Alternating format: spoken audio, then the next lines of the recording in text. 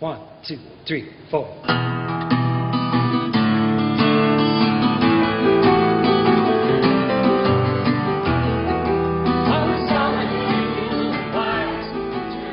There's never been an astronaut quite like Chris Hadfield.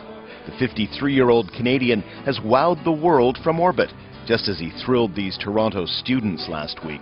His 750,000 Twitter followers saw spectacular photos of Earth, and he shared almost daily insights into zero-gravity life. This is Shatner. Do you hear me? In one memorable video, he joked with William Shatner, the Canadian actor who played Captain Kirk on the 1960s TV show Star Trek. But all you have to do is flip yourself upside down. Chris, the next question's coming. With Hadfield's mission ending, attention now turns to the next Canadian astronauts. 2 of them are in training right now. But there's a problem. The cost of a Russian rocket trip to the International Space Station is about 1/5 of Canada's entire space budget. There are no plans at all for the new astronauts to go aloft. I can only hypothesize at the moment, but I know our goal is to continue to fly Canadians in space. So we're looking for our next opportunity, but we have to determine when that will be.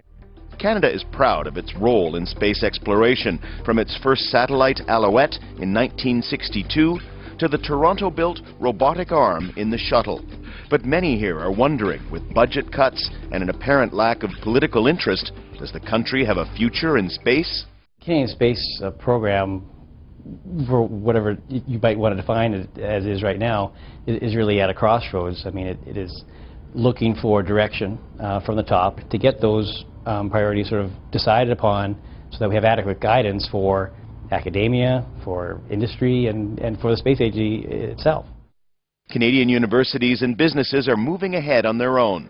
They're sending satellites up on Indian rockets and making lucrative technology deals with other countries' space programs. Chris Hadfield made space cool in Canada. The country's waiting to see if the government even tries to take advantage of that. Daniel Lack, Al Jazeera, Toronto.